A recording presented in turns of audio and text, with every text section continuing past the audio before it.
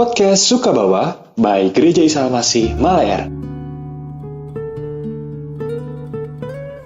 Shalom Sobat Maestro yang dikasihi Tuhan.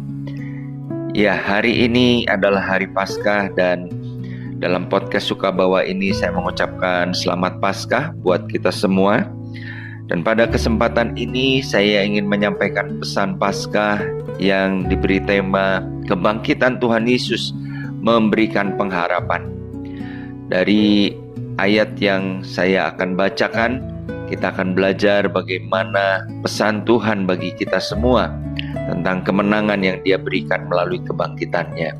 Di dalam Roma 8 ayat yang ke-37 dikatakan, tetapi dalam semuanya itu kita lebih daripada orang-orang yang menang oleh Dia yang telah mengasihi kita. Sobat Maestro yang dikasihi Tuhan, sebelum tahun 1989, negara Jerman terbagi menjadi dua, yaitu Jerman Barat dan Jerman Timur.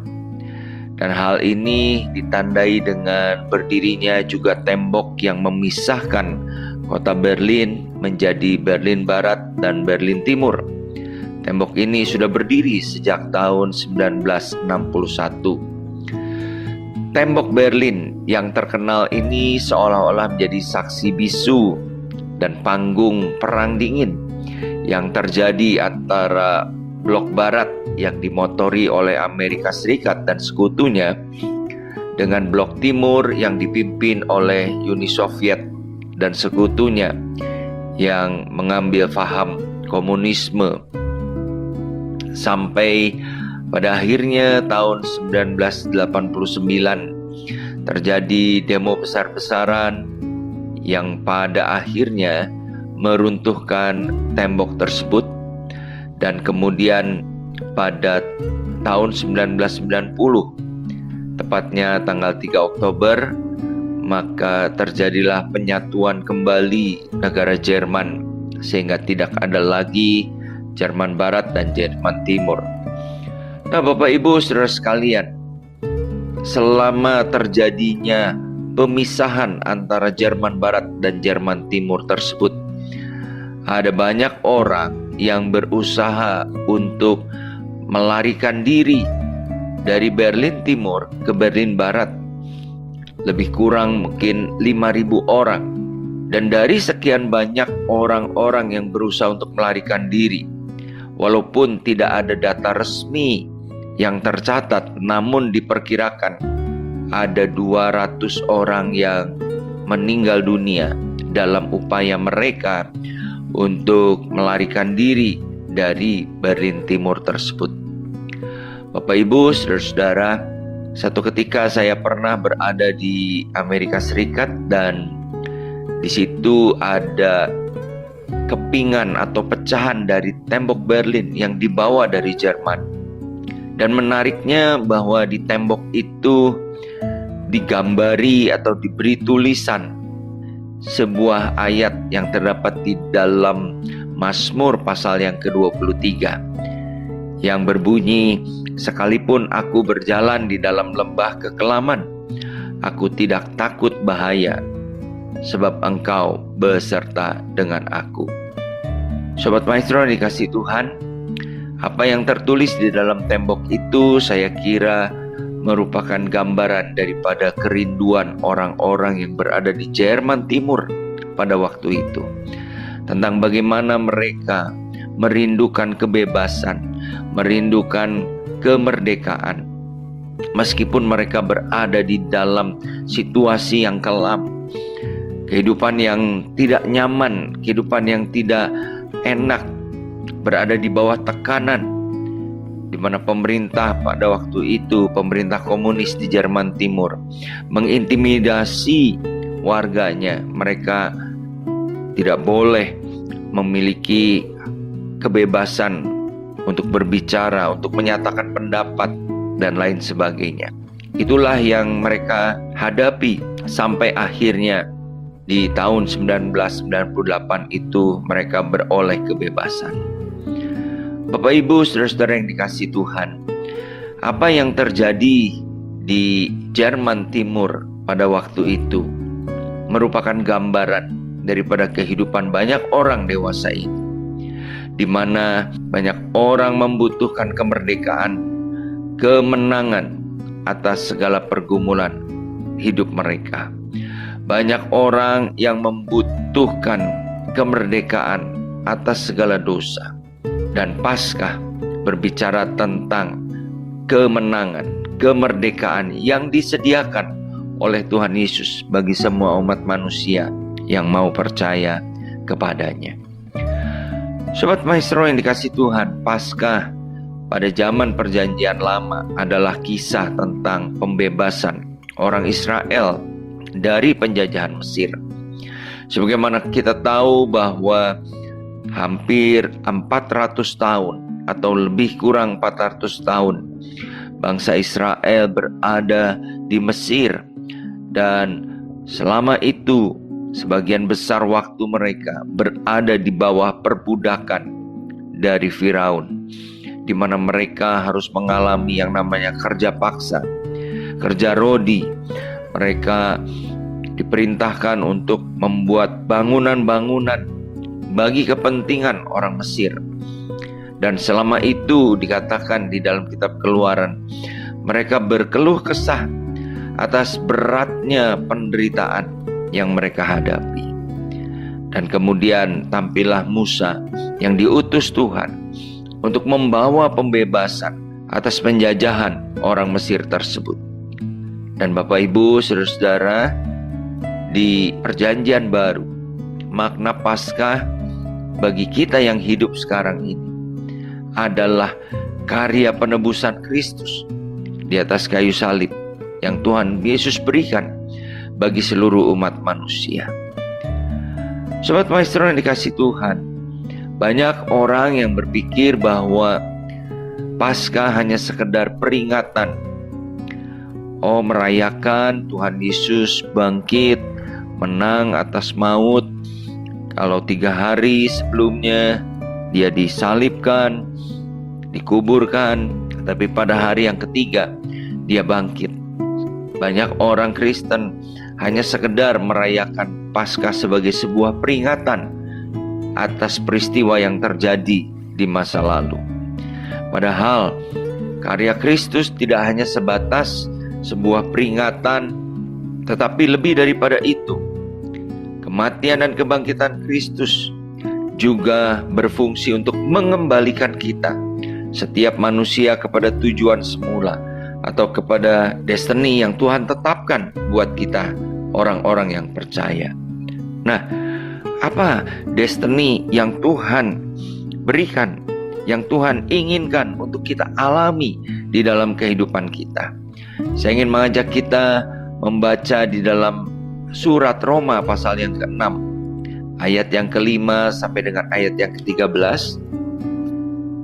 Firman Tuhan berbunyi demikian: sebab jika kita telah menjadi satu dengan apa yang sama dengan kematiannya, kita juga akan menjadi satu dengan apa yang sama dengan kebangkitannya. Karena kita tahu bahwa manusia lama kita telah turut disalibkan, supaya tubuh dosa kita hilang kuasanya, agar jangan kita menghambakan diri lagi kepada dosa. Sebab siapa yang telah mati, ia telah bebas dari dosa. Jadi jika kita telah mati dengan Kristus, kita percaya bahwa kita akan hidup juga dengan Dia. Karena kita tahu bahwa Kristus sesudah ia bangkit dari antara orang mati, tidak mati lagi. Maut tidak berkuasa lagi atas dia. Sebab kematiannya adalah kematian terhadap dosa satu kali dan untuk selama-lamanya. Dan kehidupannya adalah kehidupan bagi Allah. Demikianlah hendaknya kamu memandangnya. Kamu telah mati bagi dosa, tetapi kamu hidup bagi Allah dalam Kristus Yesus. Sebab itu hendaklah dosa jangan berkuasa lagi atas tubuhmu yang fana, supaya kamu jangan lagi menuruti keinginannya. Dan janganlah kamu menyerahkan anggota-anggota tubuhmu kepada dosa untuk dipakai sebagai senjata kelaliman, tetapi serahkanlah dirimu kepada Allah sebagai orang-orang yang dahulu mati, tetapi yang sekarang hidup, dan serahkanlah anggota-anggota tubuhmu kepada Allah untuk menjadi senjata kebenaran. Amin. Sobat Maestro yang dikasihi Tuhan, dari ayat-ayat ini kita melihat apa yang menjadi destiny atau panggilan Allah bagi setiap orang yang percaya kepada Tuhan Yesus sebagai Tuhan dan Juru Selamatnya. Dikatakan di dalam ayat yang kelima bahwa kalau kita sudah mengalami apa yang namanya kematian bersama dengan Kristus, mati terhadap dosa, tubuh dosa kita telah disalibkan sehingga dosa tidak lagi berkuasa atas hidup kita. Maka di sini dikatakan janganlah kita menghambakan diri lagi kepada dosa, karena sebenarnya kita telah hidup di dalam kuasa kebangkitannya. Bapak Ibu, saudara-saudara yang dikasihi Tuhan, kelahiran baru di dalam Kristus membuat dosa tidak lagi berkuasa atas kita. Karena Kristus telah mati untuk menebus kita. Kita telah bebas dari pengaruh dosa karena bersatunya hidup kita dengan kehidupan Tuhan Yesus Kristus. Bapak Ibu, saudara-saudara yang dikasihi Tuhan, kalau kita telah mati dan bangkit bersama dengan Kristus, maka sepantasnya kita hidup bagi Kristus. Kita tunduk pada apa yang menjadi kehendak-Nya. Kita menjadikan Dia sebagai Tuhan dalam hidup kita. Dan itu bukanlah sebuah pilihan, melainkan sebuah ketetapan yang harus kita lakukan di dalam kehidupan kita. Dan Sobat Maestro, persekutuan kita dengan Tuhan, ketika kita mati bersama dengan Kristus, ketika tubuh kita disalibkan bersama dengan Kristus, itu akan berdampak pada proses pengudusan hidup kita yang progresif. Ini berarti bahwa kita tidak lagi menggunakan tubuh kita untuk melakukan dosa. Kita tidak lagi membiarkan tubuh kita menjadi bagian dalam budak dosa. Karena kita telah mati bagi dosa, kita tidak pernah lagi menjadi sama dengan kehidupan kita yang lama, karena dosa tidak memiliki kuasa atas kehidupan kita ini.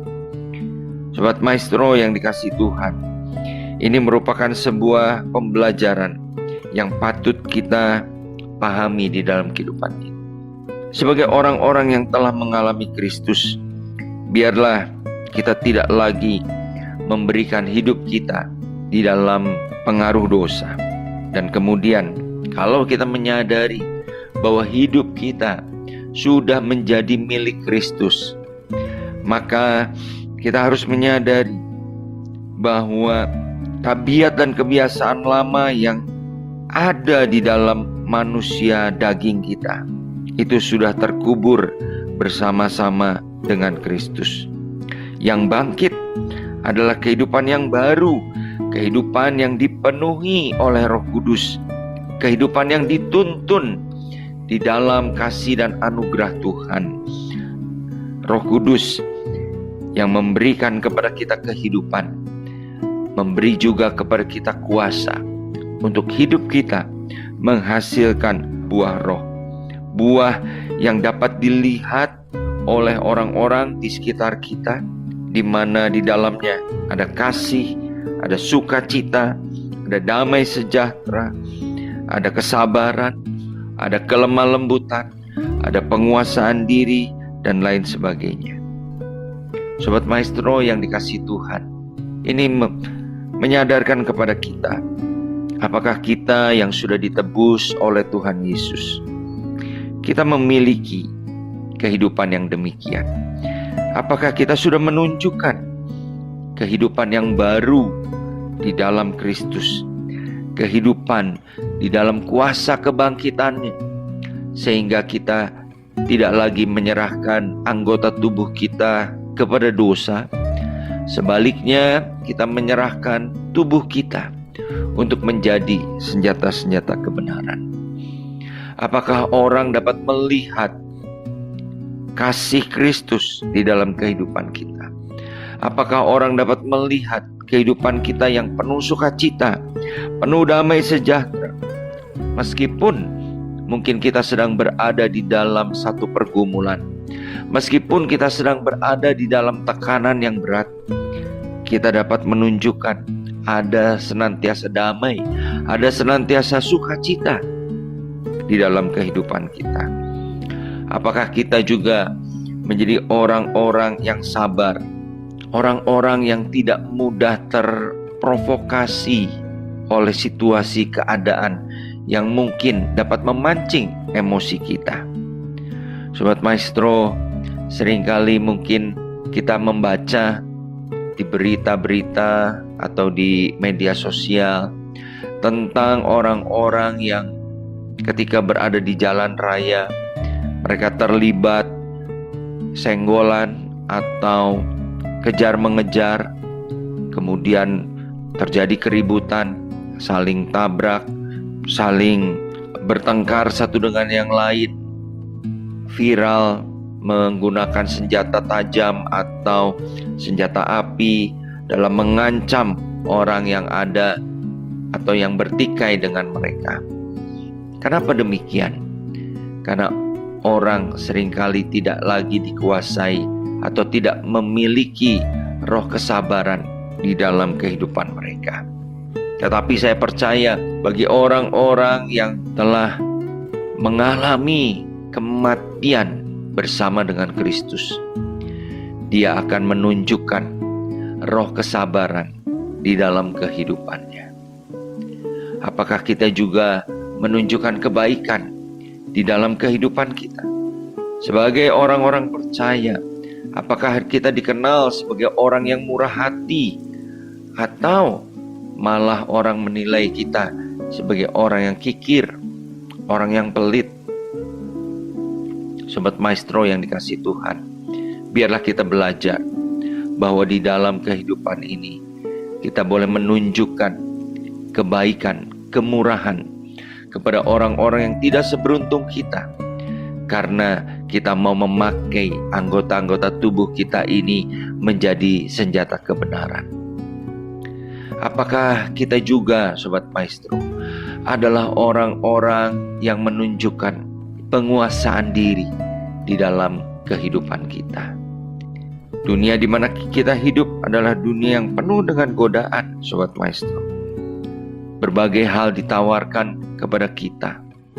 Dosa-dosa yang mungkin dulu sangat memalukan, sekarang dikemas sedemikian rupa, seolah-olah itu menjadi sebuah kebanggaan atau hal yang tidak lagi memalukan. Dosa-dosa percabulan, dosa-dosa perzinahan, bahkan kadang-kadang orang berselingkuh tidak lagi merasa malu dengan apa yang dia lakukan. Perselingkuhannya atau perzinahannya dia umbar sedemikian rupa di media sosial tanpa merasa risih, tanpa merasa malu. Tetapi sebagai orang-orang yang telah mati bersama dengan Kristus, Tuhan mau supaya kita mengalami kemenangan di dalam kehidupan ini atas dosa, mengalami kemenangan atas godaan untuk melakukan hal-hal yang tidak berkenan di hadapan Tuhan. Mari kita memiliki penguasaan diri. Tantangan, godaan boleh datang di dalam kehidupan kita, tetapi karena kita telah mati bersama dengan Kristus, maka kuasa kebangkitannya akan menjadi bagian kita. Kuasa kebangkitan itulah yang akan memberikan kita kuasa untuk menang atas dosa-dosa, menang atas segala godaan iblis. Saya rindu, Sobat Maestro, kita semua hari ini di dalam merayakan Paskah, kita boleh meresponinya dengan sikap yang benar. Apakah hidup kita di hari Paskah ini sudah pas dengan firman Tuhan?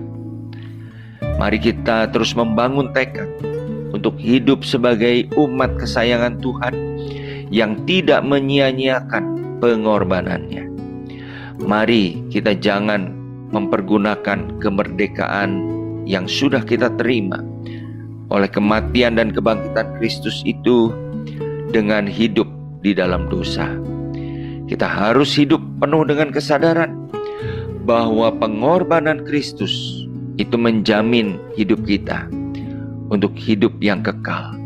Pengorbanan Kristus di atas kayu salib memberikan kepada kita destiny yang baru, panggilan yang baru, supaya kita hidup memuliakan Dia.